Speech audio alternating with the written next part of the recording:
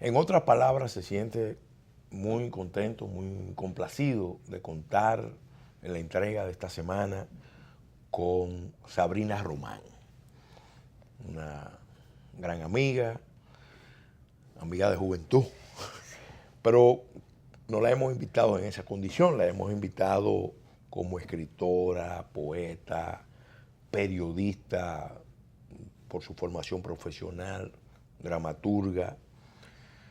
Sabrina Román escribió una obra titulada Nuestras lágrimas saben amar, memorias de una hija del general Pupo Román. Y en esta historia que Juan Daniel Balcácer define como un libro formidable que será leído con fruición por los amantes de temas históricos relacionados con la vida del dictador y su trágico final, yo creo que resume bastante bien la calidad de esta obra. Sabrina describe, se adentra en el drama que vivió su familia y que vivió ella misma siendo muy niña. Yo no creo que ella tuviera plena conciencia de la magnitud de ese drama, pero lo vivió su padre, el general Pupo Román, su madre, sus hermanos, toda la familia. Y este testimonio, este libro testimonial que está escrito con mucha grandeza y con un gran espíritu por la verdad y por la justicia, y sobre todo inspirado sanamente en el propósito de levantar la memoria de su padre, que ha sido objeto de muchos cuestionamientos. Este libro realmente merece ser leído. Y hemos dedicado este programa a analizar esta obra con la autora. Sabrina, muy contento, te agradecemos que haya aceptado nuestra invitación a hacer un programa sobre Nuestras lágrimas saben amar, su contenido, ese drama tan intenso, tan desgarrador, doloroso, esa tragedia, porque esa es la característica de la tragedia, factos operando sobre el destino de los seres humanos. Y quisiéramos que empezaras contextualizando el libro y sobre todo que nos hablara de tu familia en el contexto del régimen de Trujillo, porque tu madre era sobrina del dictador Trujillo. Sí. Y tu padre era, a la muerte de Trujillo, el ministro de las Fuerzas Armadas de ese régimen. Sí. Bueno, primero que todo, a Pelegrín, muchísimas gracias por invitarme. Como él decía, somos amigos de toda una vida y eso no se consigue ya en estos tiempos. O sea, eso es cierto. Bueno, empiezo por la familiaridad, ¿no? Sí, mi abuela era la hermana mayor del dictador Trujillo.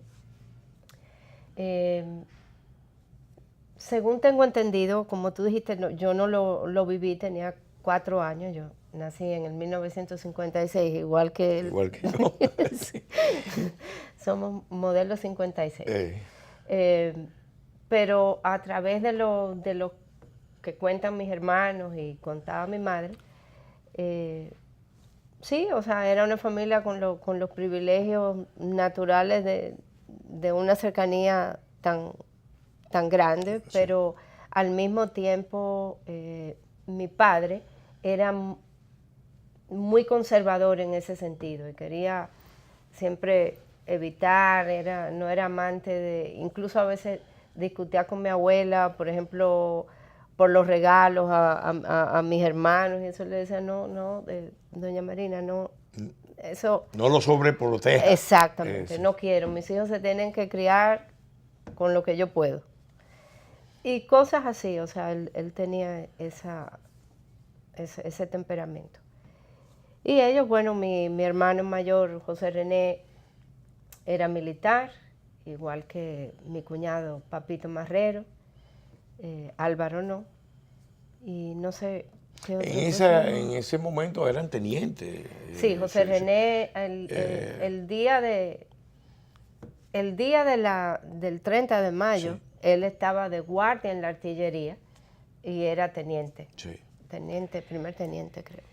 Hay un capítulo de tu obra, Nuestras lágrimas saben amar, dedicado a describir en qué momento preciso, a pesar de que era tu papá el esposo de una sobrina de Trujillo, empezaron a surgir los problemas, las desavenencias personales, por un episodio que pasó en la Fuerza Aérea. Y Sí. nos gustaría que tú nos relataras, compartiera con nuestro público ese episodio que determinó ya un primer punto de desagrado. Sí. Eso fue en el periodo que él estaba en la base aérea. Sí, sí.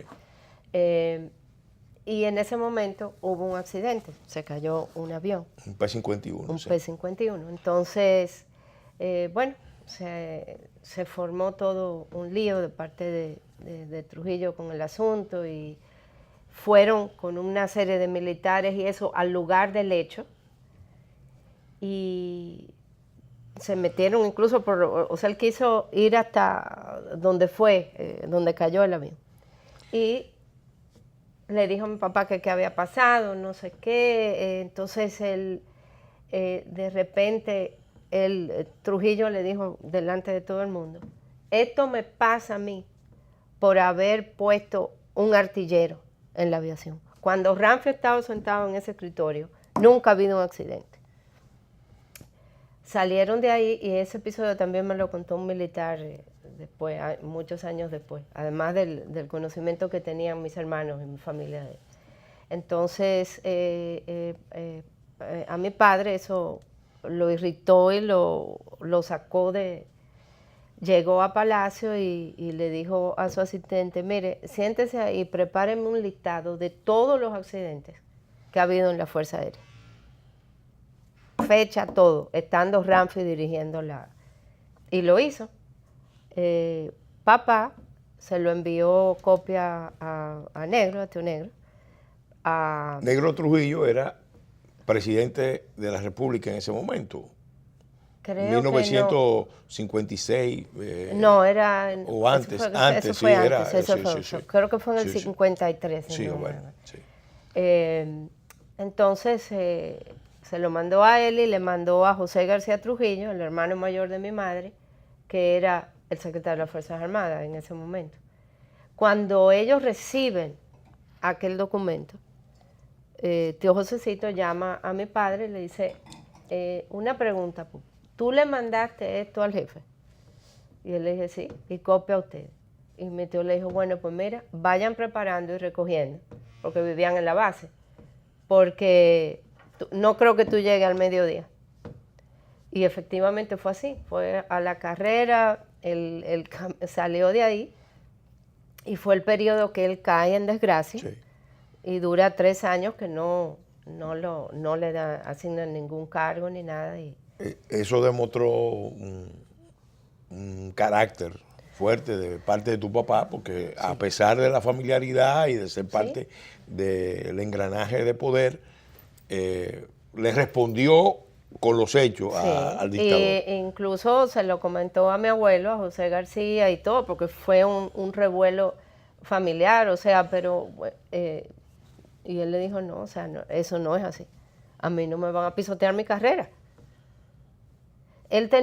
Había muchas rencillas en la aviación, porque papá cuando llega ahí prohibió el vuelo incluso de los P-51, porque no tenían el seguro vencido. O sea, en esa época, según me cuentan, a veces los pilotos cogían los aviones y hacían maniobras. Él prohibió eso. Y eso cayó como muy mal visto. Tenía toda esa gente en contra. En contra, sí. Hay un episodio que inmediatamente tú relatas después de ese hecho, porque ahí empezó una desafección, pero hay un episodio que es muy importante en la historia nacional. Cuando matan a las hermanas Mirabal en el camino de Puerto Plata, Salcedo, el camino de montaña. Ese hecho conmovió al país. Nadie se tragó la versión, nadie compró la versión oficial de que se trató de un accidente y el rumor circuló de que había sido objeto de, ellas habían sido víctimas de una acción criminal desde el propio gobierno. Eso movió a mucha gente, produjo mucha conmoción dentro de colaboradores del régimen y ni hablar dentro de los adversarios. Lo sé porque en una ocasión, haciendo un programa en otras palabras, con algunos de los actores del proceso ese, tuve la oportunidad de saber que muchos se decidieron a participar, me contaba don Antonio Caña, cuando se produjo ese episodio. Don Luis Amiama, que fue un actor muy importante en todo este proceso, vamos a hablar de eso. Sí. Salvador Estrella también, aunque ya su determinación tuvo mucho que ver con los ataques a la iglesia, e incluso dentro del propio régimen, en entes tan represivos como Johnny Abe, se relata que en Holanda, en Ámsterdam, él comentó cuando se enteró de que eso era un hecho catastrófico para el gobierno, porque matar hombres era posible, pero no matar mujeres. Tú relatas que pudiste reconstruir a nivel de la familia el testimonio de la reacción de tu padre frente a esa noticia. Sí, sí. Según me cuenta, bueno, mi madre y Álvaro, mi hermano, que estaba presente cuando él llega, y llega con varios oficiales. Y cuando llega a la marquesina, en eso él tira el kepis y viene caminando mi madre, y él le dice: mira, delante de todos esos oficiales, si tu tío se cree que matando mujeres va a contar conmigo, esto se acabó. Y después, bueno, o sea, narraba mi madre que él en la habitación tiró los perfumes del gavetero. Bueno, estaba en una situación, eso lo desmoralizó mucho. O sea, la verdad que... Hay una versión última que han lanzado, bueno, se lanzó en aquella época, pero vino precisamente del propio círculo íntimo de Trujillo, que trató entonces de atribuirle el hecho de la muerte de la hermana Mirabal a Luis Amiama, a tu padre. Sí. Y algunos ahora, en estos tiempos, donde quieren revisar y reinventar la historia, reconstruir la historia, entonces sacan aquella versión. Tú que has indagado en todo esto y que eres una persona con calificación para hablar de esto, tu apreciación. Mira, primero que todo hubo un juicio y hubo culpables que se declararon. O sea, ese tema quedó liquidado. Eso en los, como digo yo, en los pasillos misteriosos del palacio. Sí, sí. Se tejen muchas cosas y era preciso, como yo digo siempre, mi padre era un personaje, el muerto idóneo, así he dicho muchas veces, sí. Porque tenía todo el odio de la familia Trujillo, naturalmente, sí, o sea, sí. Debido, y yo tengo familiares que en cualquier discusión y se toca el tema, o sea, ellos dicen, todo sí, lo que hemos pasado nosotros es por tío fulano. Sí. Del otro lado también, por cosas que aún no entiendo, y también por muchas cizañas y cosas que sembraron los políticos de esa época, se le quiso a él también hacer daño con el otro bando. Entonces él quedó encapsulado. Sí. Y hay un hecho. Y ese era un tema Sí, preciso, sí, Pellegrini, sí. porque, bueno, vamos a dar el tililín, porque este no de ninguna manera puede llegar a ser un héroe, ni un mártir, ni un héroe, ni nada. No, y hay una realidad, y lo digo para hacer un alto, hay una realidad. No es creíble cuando uno analiza las estructuras de poder y la dinámica de poder, que un hecho de ese tipo se pudiera decidir al margen de la voluntad del dictador y que no tuviera consecuencias inmediatas, Sí. porque un hecho de ese tipo evidentemente tenía unos efectos desestabilizadores y si no hubiera sido realmente ordenado por él, eso no se iba a ejecutar ni se iba No, a... absolutamente. Además, en ese caso, Sí, el ministro de las Fuerzas Armadas no daba ese tipo ese tipo. de órdenes. Fue el Eso lo servicio de inteligencia trabajaba, militar. que lo trabajaba, no el Sí. servicio de inteligencia del ejército, eran dos cosas muy diferentes, el SIM Y hay realmente versiones de que fue una operación ejecutada, planeada directamente por Trujillo. Vamos a hacer un alto, Sabrina, y vamos a continuar en el próximo segmento con el análisis de esta obra tuya, testimonial, Nuestras lágrimas saben amar.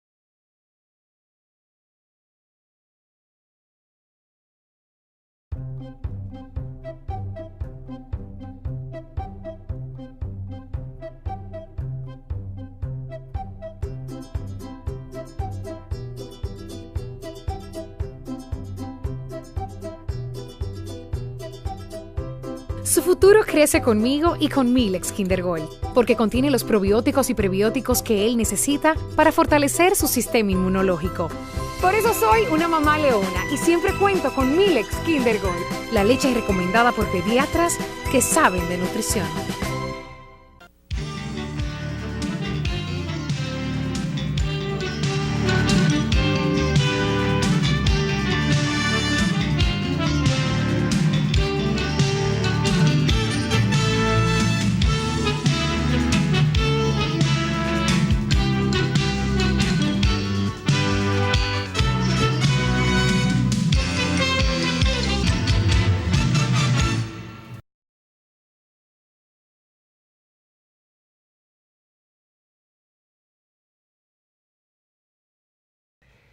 Continuando con este programa, en otras palabras, en compañía de Sabrina Román, autora de la obra Nuestras lágrimas saben amar, memoria de una hija del general Pupo Román, un libro destinado a reivindicar la memoria de su padre, a poner en su justo lugar el contexto donde tuvo que actuar, una situación muy dramática, sí, muy difícil.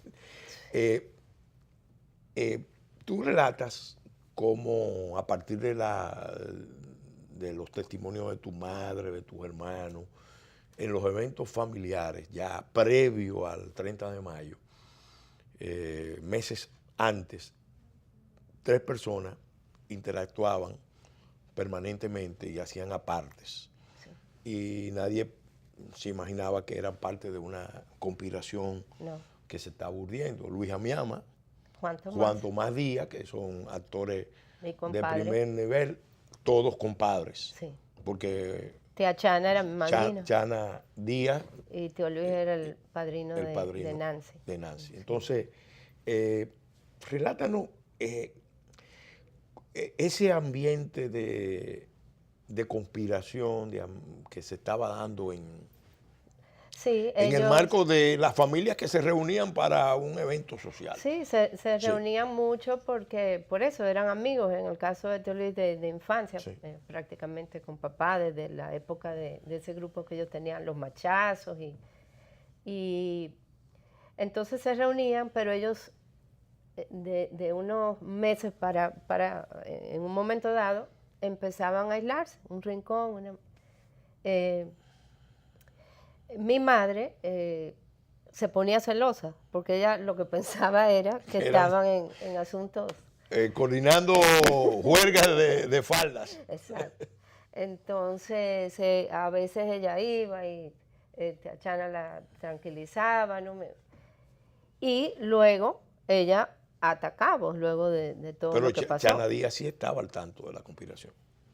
Eso no lo puedo. Sí. Yo quiero imaginarme que sí, yo creo que sí, pero no, en el caso de mi madre, pues por supuesto no tenía la menor idea. Sí. Incluso después más adelante cuando toquemos el tema de esa noche, cuando llega mi abuela y llegan mis tíos, Sí. ella lo que hace es insultarlos. Sí.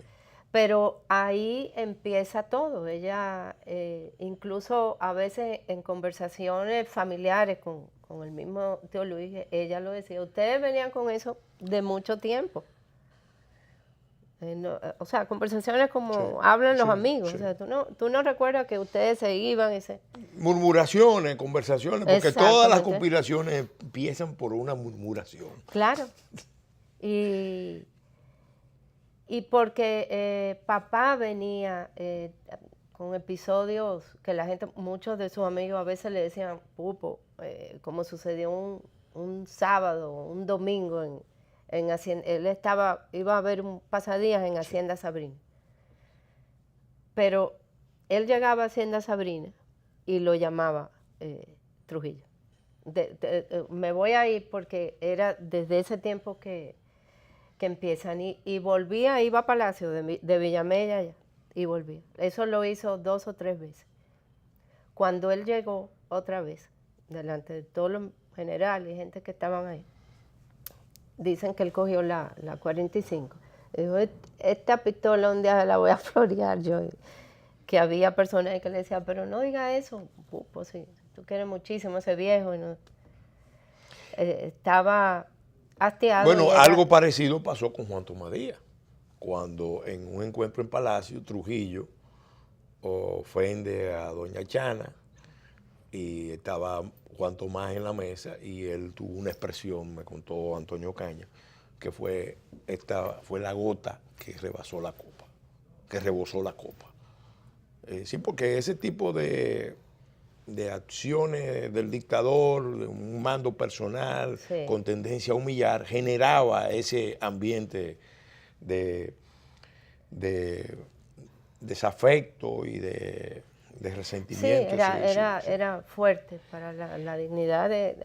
Hay hombres que lo soportan, pero hay otros que no pueden. O sea, que Sabrina, hay unos episodios que tú relatas que son parte de la historia, que vale la pena resaltar. Tu hermana mayor se casó con un teniente, en ese entonces Papito teniente Marrero. Papito Marrero. Rodolfo Marrero de la Concha. Y hay una niña, amiga nuestra, Lizzy, que se enfermó Sí. en Elías Piña Sí, y es traída a la capital. sí, El 29 de mayo, es decir, un día antes, en la tarde.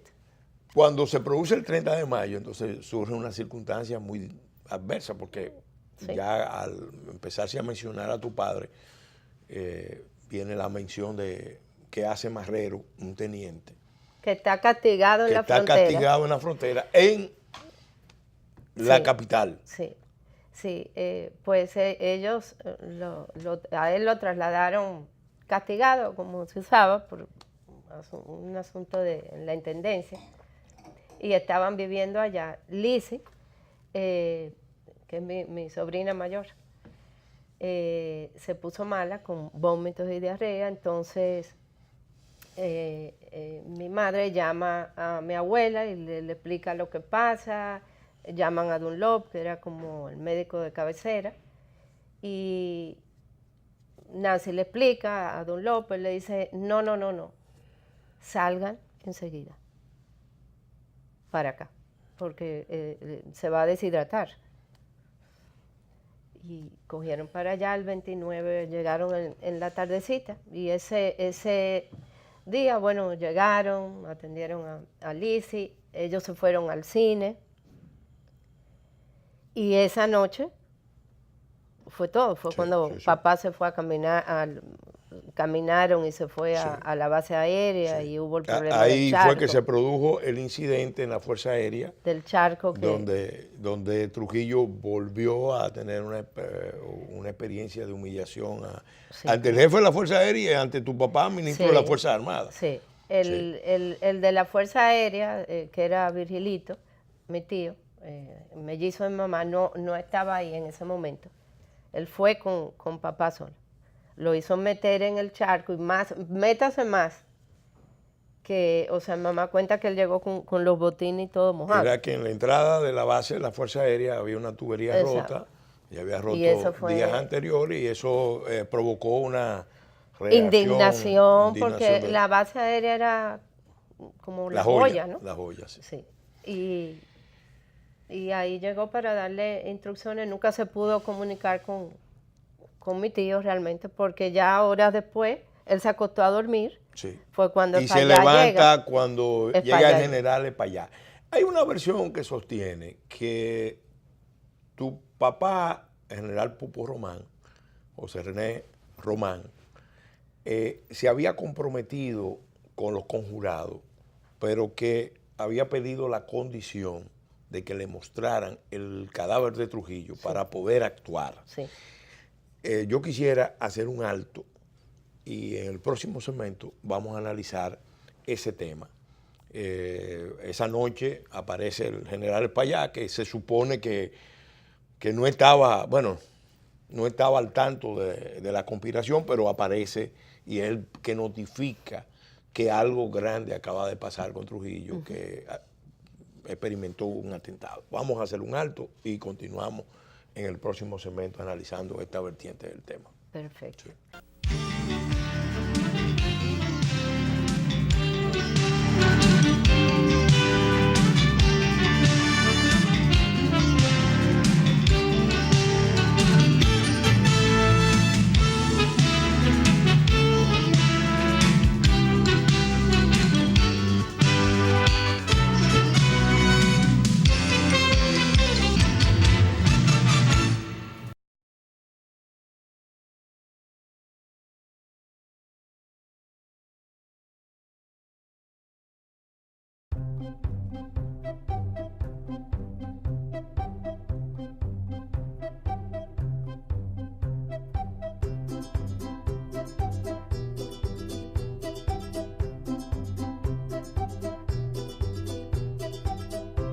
Su futuro crece conmigo y con Milex Kinder Gold, porque contiene los probióticos y prebióticos que él necesita para fortalecer su sistema inmunológico. Por eso soy una mamá leona y siempre cuento con Milex Kinder Gold, la leche recomendada por pediatras que saben de nutrición.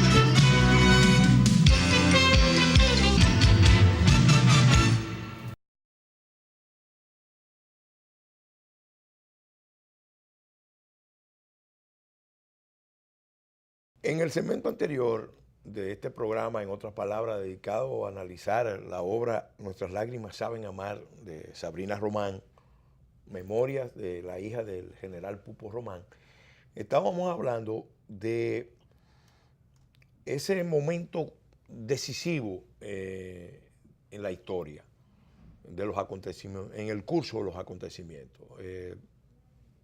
Habían dos grupos conjurados, un grupo complotado, dedicado a la ejecución del dictador, a planificar su muerte, y otro grupo político que se iba a encargar de la toma del poder del gobierno, y todos tenían acuerdo de que el que iba a continuar como presidente, por lo menos provisional, era el doctor Joaquín Balaguer. Eso es lo que se ha relatado. Se refiere que el general Román condicionó su involucramiento en la acción a la presentación del cadáver, lo que supone que él iba a estar enterado previamente de cuándo se iba a producir la conspiración, cuándo se iba a ejecutar el hecho para poder, vamos a decir, estar en condiciones de actuar. Sí. Entonces, relátanos en tus investigaciones, lo que tú has podido recoger, lo que te testimonió tu tío Luis, Sí. Guijamiama. Sí, había también, aparte de lo del cadáver, el derramamiento. Él no quería que fuera como un derramamiento de sangre, o sea, porque había muchos familiares involucrados. Entonces él sí se comprometía a sacarnos incluso a nosotros de aquí. Pero ese era, según nos han informado varias fuentes a nosotros, que esa era una cuestión que y era natural que le preocupara. Claro. Era un vínculo familiar y de muchos años. Pero sí fue así, o sea, él tenía que verlo, el cadáver, para actuar. Me imagino que también haber sido informado con anterioridad. Eso por azares del destino, no fue así. Tú te haces unas preguntas, porque evidentemente hay que ponerse siempre en la mente, en el lugar del otro. ¿Cómo pudo recibir tu padre la noticia de que habían atentado contra Trujillo de parte del general Espaillá, que había sido un oficial de inteligencia, graduado en West Point, Sí. y no de los conjurados? Eso, ¿hasta dónde eso para él podía ser una trampa, podía ser Sí, una claro. situación de alto riesgo, o sencillamente una gran contrariedad porque... O un gancho. O un gancho, sí. Exacto, Sí, sí. que no sucedía eso aisladamente. Sí. Sí, él ahí quedó sumamente sorprendido. O sea, incluso cuando él sale, que por cosas que sucedieron esa noche, él ni siquiera está en su carro, en el carro oficial, con la placa del ministro. Él anda en cualquier carro de la casa, porque el carro estaba en el ejército reparándose. O sea que puede haber una de las cosas, puede haber sido uno de los inconvenientes en encontrarse ellos con el otro grupo. En ese momento no había WhatsApp, no había celular. No, Absolutamente nada. Era Ellos un estaban, tema de comunicación. Sí. Y cuando él va y vuelve a la casa, él está... El general Espaillá, porque hay versiones que sostienen que el general Espaillá no se despegó de tu padre y que lo estuvo, vamos a decir, vigilando toda la noche. No. Porque supuestamente ese fue uno de los factores que impidió que se actuara. Entonces, tú relatas que no, que él llegó y fue a llevar a doña Ligia, Sí, o sea, su esposa. Él le dijo, espérame y nos vamos a llevar a Ligia. Él dijo, no, yo me voy a llevar a Ligia, nos encontramos allá. Y así fue. O sea, él se fue, fue otra vez a la avenida. Cuando regresa a la casa. ¿Tu padre va a la avenida? Sí, Sí. él va y vuelve a la casa, está en el aire. Sí. Ahí es cuando mi madre le dice, mira, te vinieron buscando. Aquí vino Luis. Luis Amiamo. Que sí era el conjurado. Mi madre le dijo a él, compadre, bájese y espérelo aquí porque parece que ha sucedido lo peor. Entonces, eso no sucede. Él sigue, le dice, volvemos más tarde. Todo eso revela que hubo una falta de sincronización entre el complot para eliminar a Trujillo y el complot político. Porque ese es un episodio o sea, que... de eso, Pelegrín, hay 1000 versiones. No, difícilmente puede escoger así una como unos dicen que una parte del grupo finalmente no confiaba en mi padre. Sí. Había muchas cosas ahí. Pero tu papá, don Luis te dio un testimonio muy elocuente, muy convincente, que tú lo relatas. Sí.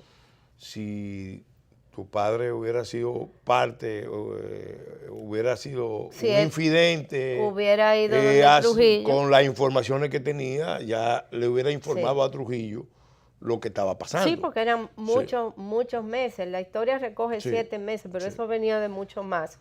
Y durante todo ese tiempo, al contrario, Y hubo todo, la prueba es que se llega a la noche del 30 de mayo exactamente, sí, sí. ¿no? Y él no lo iba, o sea, no era un hombre porque, como yo digo en ese capítulo donde hablo de Tío Luis, que el capítulo de él y el capítulo de mi padre fueron los 2 capítulos más difíciles.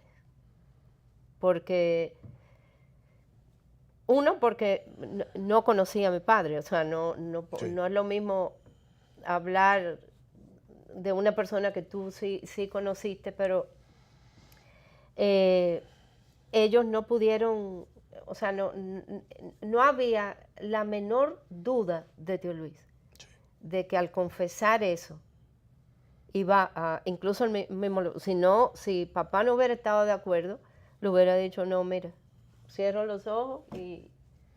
Sí. Pero... Don Luis elaboró un documento, tenía un dossier. Sus memorias. Sus memorias. Tú ahí planteas el tema del destino de esas memorias. Sí, porque esa tarde que yo planteo, yo estaba en el country, tuve una discusión con unos amigos de esa época, hijos de militares y eso. Y ellos empezaron a decir, no, porque el doble traidor. Y yo salí mal, y salí directo para la casa de Tío Luis y llegué de una forma bien violenta. Y Méndez, que era el capitán Méndez, creo que era capitán, me recibió y lo llamó y él vino, nos sentamos, a lo que yo relato en el libro. Y yo le dije, yo estoy cansada de tener que oír que papá era un doble traidor. ¿Cuándo tú vas a aclarar eso? Él, como siempre decía, todo se va a aclarar. Él escribió varios artículos, pero él también tenía otras presiones. Y eso sí lo sabemos. Entonces él abrió esa gaveta y me dijo, mira, aquí está toda la verdad. Lo único que ustedes pueden hacer es sentirse orgullosa de su padre. Y cuando yo muera, yo le dije, pero ¿y por qué vas a esperar morirte? ¿Por qué no lo dices ahora? ¿Por qué no lo publicas ahora? No.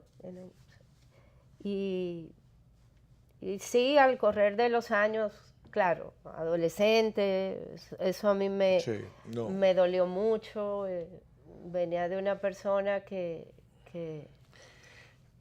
Después ustedes vivieron una experiencia muy dramática, porque desde la misma noche se menciona a tu padre como parte de los conjurados. Sí. Y eso cae en la familia como una bomba. Ahí va a decir, o sea, ya al poco rato, y pasa cuando tú oyes, por ejemplo, no de la cobardía, si se acobardó, qué pasó, que no dio el golpe, se arrepintió, todo lo que lo que han dicho, sí. Exacto. Son conocidos históricamente los errores de la pistola, de esto, del asunto de haber llevado a Cedeño al hospital. A la clínica internacional. A la clínica internacional, donde, imagínate, lo iban a agarrarlo. Y confesó, o sea, se ha malinterpretado al principio, incluso al principio, cuando yo empecé a publicar y a escribir y a rondar las salas de redacción de los periódicos, y eso, una vez me encontré con un periodista que me dijo, si tú mencionas eso, te vas a ver en problemas.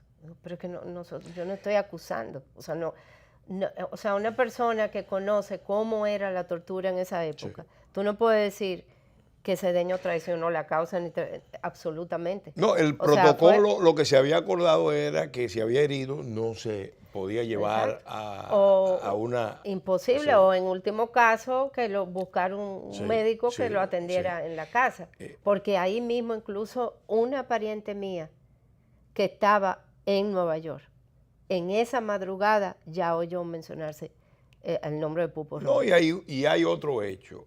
Los servicios de inteligencia tenían muchas informaciones y de listas de posibles conjurados. Y es natural que después que se produce un hecho, lo primero que hacen los servicios de inteligencia es Sí. buscar las listas, cuáles son las denuncias previas y sobre esa base trabajan. Vamos a hacer un alto. Sí. Y vamos en el próximo segmento, vamos a analizar otras vertientes de este tema tan dramático, Sí. tan, trágico a la vez. Vamos. Sí.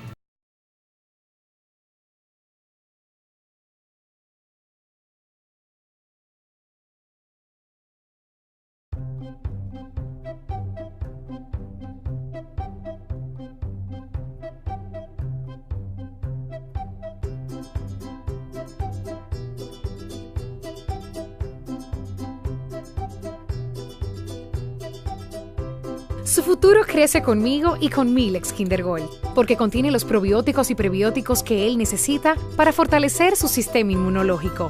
Por eso soy una mamá leona y siempre cuento con Milex Kinder Gold, la leche recomendada por pediatras que saben de nutrición.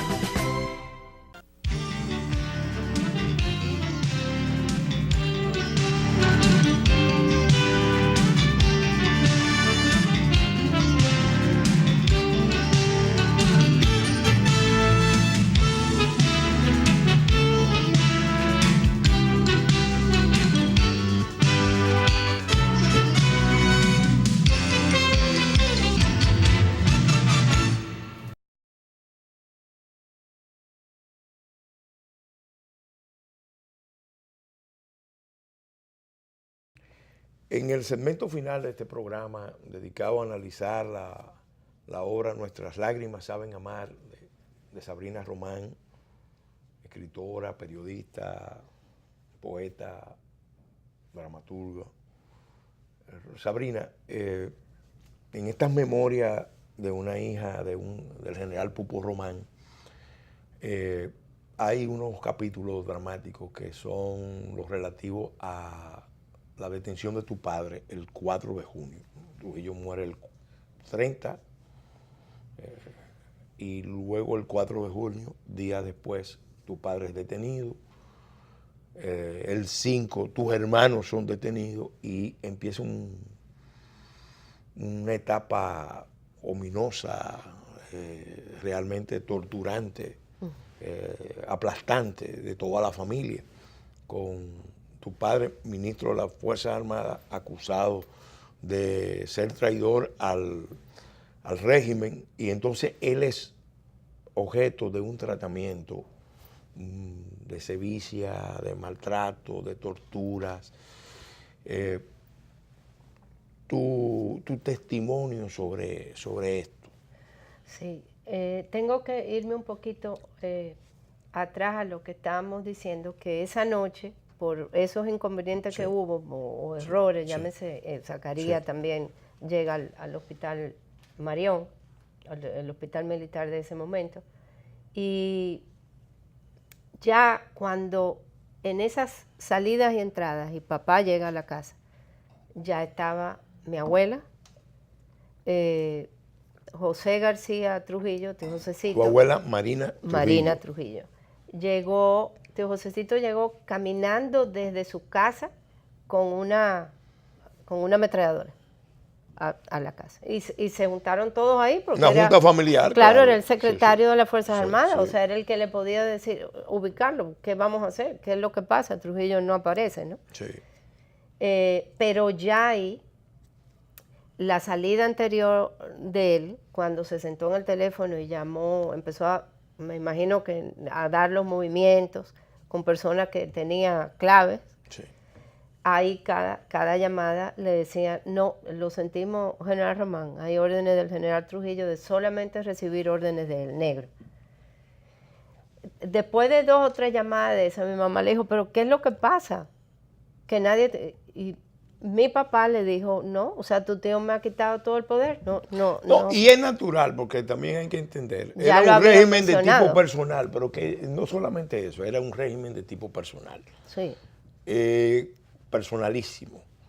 Ante la muerte del dictador, la figura, vamos a decir, más afín era Negro Trujillo, su hermano, Sí. que había sido presidente de la República, Sí. general también. Sí. Entonces, en esos escenarios normalmente toma el mando la figura, vamos a decir, de mayor autoridad personal, no institucional. Porque tu papá podía ser el que tuviera el mando institucional, Sí. pero el mando pero... personal, Claro. en un régimen donde el personalismo llegaba hasta Sí. manifestaciones de enfermiza, de idolatría, sí. entonces es natural que se produjera ese proceso. Sí, pero ahí, porque por ejemplo, ya mi abuela decía, mira, ella le dice a mamá, hay 3 compadres de Pupo que se mencionan.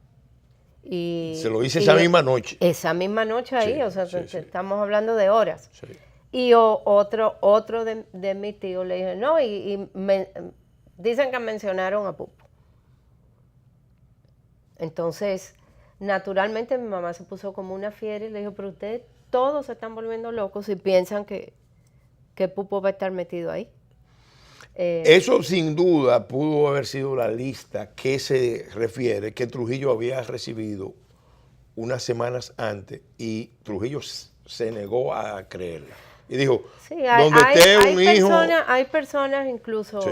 Pelegrín, que estaban en el interrogatorio de Cedeño, que Sí. saben que él lo mencionó. Sí. Lo que Él lo pasa es que mencionó. Ok. o sea, como te digo, siempre lo expreso en el libro, Sí. porque por eso el libro tomó el tiempo que tomó, Sí. porque yo no quería, yo crecí oyendo a mis hermanos decir algo que mi papá repetía. Si para yo defenderme tengo que mancharte a ti, entonces eso no vale la pena. Y así yo me crié. O sea, por eso muchas veces el mutismo de mi familia Sí. frente al tema. Tu familia vivió unos meses angustiosos. Tú relatas que, y tienes razón, las torturas más prolongadas Sí. y más crueles se infligieron sobre tu padre. Sí. Sí, o sea, ese fue uno de los tormentos y obstáculos del libro. El tú entender que, y tu propia familia, Sí, claro. o sea, haya sido capaz de esas torturas. O sea, fueron cosas inenarrables, como lo dicen históricamente hablando de eso. Y las torturas siguieron moralmente, Sí. porque fue un sacrificio. Sí. Tu abuela fue una figura clave protegiendo a la familia, a tus hermanos, a tu mamá, a ti. Era una pequeña niña, Sí. para poder salir del país. Y todo eso se hizo, tú lo relatas, con unos acuerdos previos de silencio. Sí. Pero después cuando ustedes vinieron, le pidieron, porque el retorno de ustedes también generaba conflictos y entonces había como un acuerdo de silencio. Relátanos esa parte Sí, de la experiencia, de las vivencias que ustedes vivieron. la condición que Ramfi le puso a mi abuela Marina Trujillo y García, y a José García, mi abuelo, fue que los iba a dejar salir, pero no podían dar ningún tipo de declaración en el exterior de lo que estaba pasando aquí, ni lo que había pasado, ni absolutamente nada. Y de hecho nosotros llegamos, y lo narro en el libro, yo recuerdo pequeña, Lizzy, lo que estábamos... Tenía 5 años tú. Sí. Sí. En el hotel que nos estábamos quedando, no nos podíamos ni siquiera asomar a la ventana. Y todo el tiempo había 3 hombres con sombreritos así que nos seguían.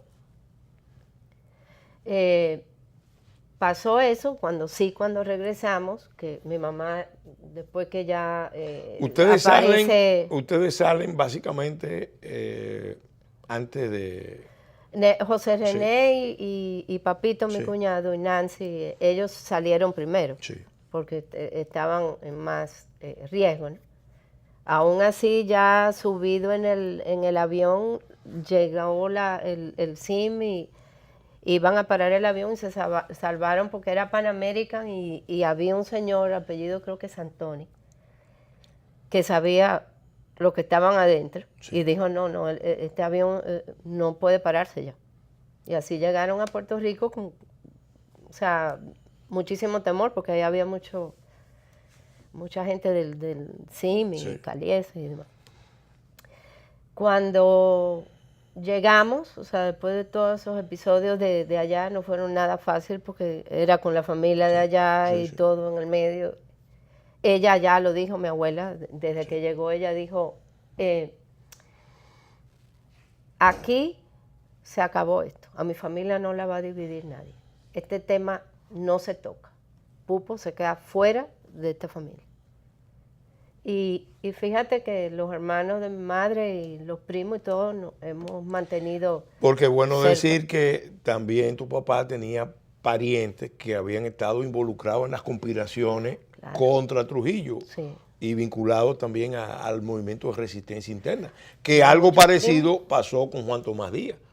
Porque cuando Nabú Enrique se asila, eso arrastra a doña Tiana a esa lucha. Es que ellos todos venían con su gusanito. Era ya un asunto que se iba de las manos y que había que tomar cartas. Y sí, al llegar aquí fue terrible. Siempre yo narro ahí lo de la ametrallada de la casa que quedó así, pero obviamente no, él mismo no lo decían, se lo decía a mamá, mire, tiene que comprender que tú eres la primera sobrina de Trujillo que viene. No nos querían aquí, y yo recuerdo llorar y siempre decirle a mi mamá, pero ¿para qué vinimos? Aquí no nos quieren. Hasta que, bueno, pues... Ahora, Sabrina, yo quisiera que estos minutos finales de este programa dedicado a analizar tu obra testimonial, Nuestras lágrimas saben amar, una obra de testimonio de familia, porque tú recogiste, eso fue un proceso y por lo visto tú empezaste desde muy niña a tomar notas. Entonces, explícanos cómo fue ese proceso de tú producir esa catarsis. Bueno, eso es un parto propiamente espiritual, intelectual, histórico. Explícanos. Las notas empezaron desde muy, muy joven. Era un tema que donde quiera que yo llegaba se tocaba, que tu papá, esto, era esa mochila ahí. Y sí, empiezo todas esas notas, por eso en el periodo que realmente escribo, la gente me decía, pero ¿cuándo lo vas a publicar? Yo decía, mira, fue un proceso encontrar la voz en que iba a narrar el libro. Primero intenté como mantener mi personaje real un poquito lejos, pero hasta que me convencí y lo fueron revisando personas y dijo, mira, tú tienes que, eso es un testimonio histórico, no le busques más ruedas, tú tienes que meterte en el ojo del huracán. Y así fue como empecé, digo que le pedía prestado los recuerdos de mis hermanos. Muchas lágrimas, Pelegrín, muchos capítulos, momentos en que yo decía, pero ¿por qué papá se metió en esto? O sea, la vida nuestra no ha sido fácil ni por un lado ni por el otro, porque donde quiera teníamos conflicto. Hay Entonces, una página en negro aquí, en este libro, sí, donde supuestamente, debió estar la imagen de Ramfi y sin embargo, de Ramfi Trujillo, y sin embargo tú dices por qué no está. sí, sí. Y la verdad que estuvo, y cuando los editores me enviaron el libro y empecé a revisar todo, la foto me produjo una sensación terrible y yo le dije, mire, no quiero que suceda, que esa foto vaya ahí, porque es un libro que ha buscado el perdón, ha buscado la reconciliación que afortunadamente se ha dado con muchas personas. Quizás no tanto con la familia materna, porque a muchos no les cayó bien el libro, otros son un poco más abiertos y pudieron ponerse en los zapatos nuestros. Pero con el otro lado sí ha habido muchas reconciliaciones, incluso he estado en conversaciones con Pile, que era una amiga muy querida muy también. Querido. Y que hemos llevado una cruz a cuestas. Por una causa por una decisión que no fue nuestra ni nada, pero hemos tenido que sostener la cruz y la... Bueno, el plan de Dios en la historia humana es inescrutable. Y ese es el que sabe por qué se dan estas situaciones. Y porque aprendí, Pelegrín, que uno tiene que buscar el perdón, no importa, o sea, uno tiene que ponerse en los zapatos de los otros. Sí. Y ya en este tema y en un país como el nuestro, que necesita de tanto esfuerzo para poderlo seguir encauzando por un buen camino, ese es un tema que debe ser constructivo, debe ser educativo.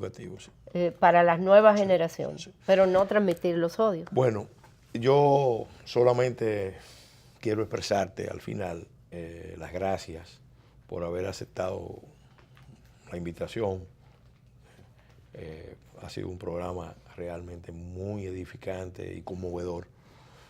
Y quiero también a ustedes, amigos y amigas televidentes que siguen En Otras Palabras, darles las gracias por su sintonía, a nuestros patrocinadores de Leche Milex, que hacen posible que este programa llegue todas las semanas con la intención, con el propósito de orientar, de edificar sobre temas muy diversos, pero siempre en profundidad, siempre buscando la verdad y buscando orientar de la mejor manera a nuestra sociedad. Los exhortamos a que mantengan la sintonía con este espacio. Este espacio, en otras palabras, se transmite en horario de 1:10 de AM, PM, de los domingos, y los martes y los jueves a partir de las 7 de la noche por este canal Teleimpacto. También pueden seguirlo en el YouTube, en el canal YouTube En Otras Palabras TV. Gracias por su atención. Hasta la semana entrante. Dios mediante.